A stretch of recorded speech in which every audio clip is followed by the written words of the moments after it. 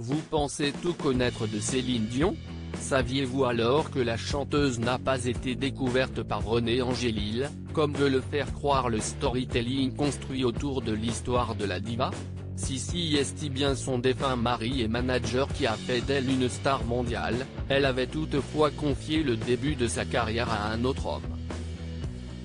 Alors que les spectateurs se bousculent actuellement dans les salles de cinéma pour découvrir Aline, vrai faux biopic autour de la vie de Céline Dion, on peut y voir une scène maintes fois racontée dans la presse, la jeune Céline victime d'un problème de dentition, se rendant au bureau de René Angélil avec sa mère Thérèse pour lui chanter en live sa première chanson écrite par sa maman, Ce n'était qu'un rêve. Certes, tout cela est vrai et bien joli, mais avant que Céline ne rencontre René et ne fasse de lui son manager, elle était déjà sous contrat ailleurs.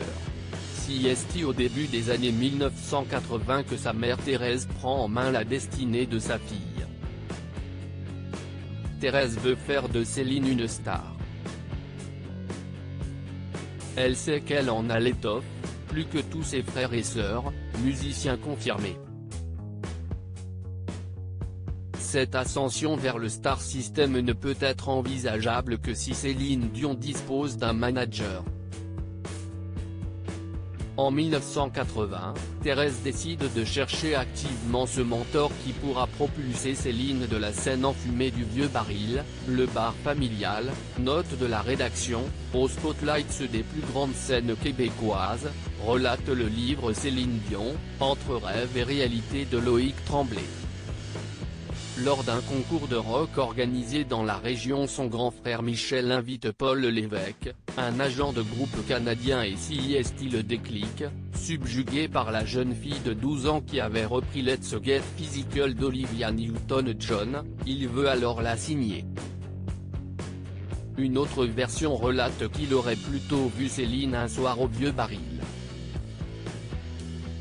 Le 5 décembre 1980, il est invité à un conseil de famille chez les Dion, afin de fixer toutes les modalités du premier contrat d'artiste de la petite Céline.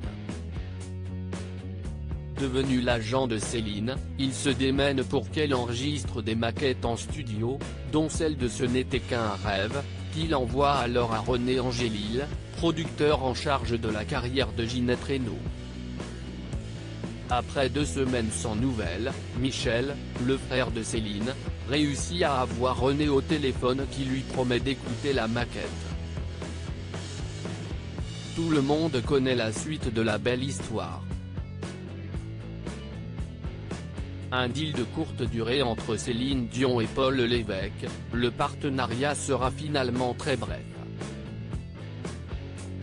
En 2007, le site de TVA Nouvelles relate que la chanteuse et son clan attaquent en justice Paul Lévesque pour qu'il cesse de permettre l'utilisation de Ce n'était qu'un rêve à des fins publicitaires et lui réclame la coquette somme de $1 million canadiens.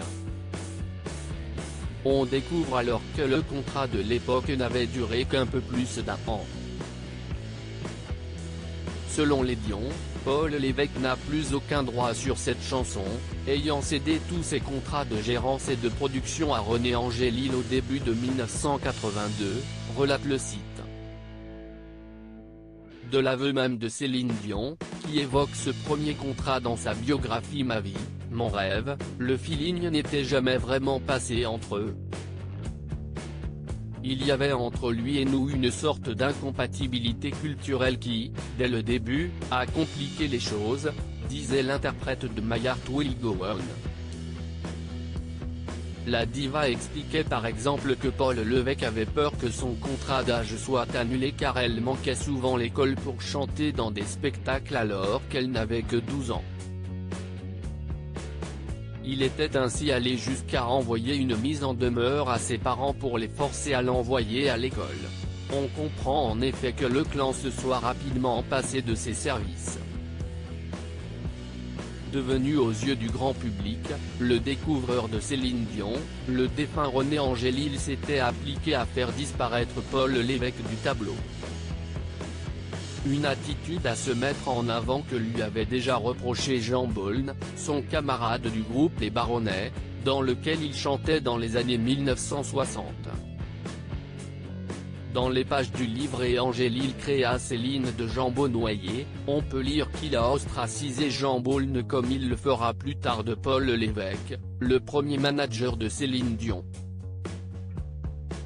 Il a sciemment omis de mentionner que Paul Lévesque a été le premier impresario de Céline et qu'il avait signé avec sa mère une entente de 5 ans. Mais peut-on lui en vouloir, lui qui a fait de Céline, la plus grande chanteuse de tous les temps? Entre Paul Lévesque et René Angélil, l'affaire ira d'abord devant les tribunaux avant d'être réglée à l'amiable.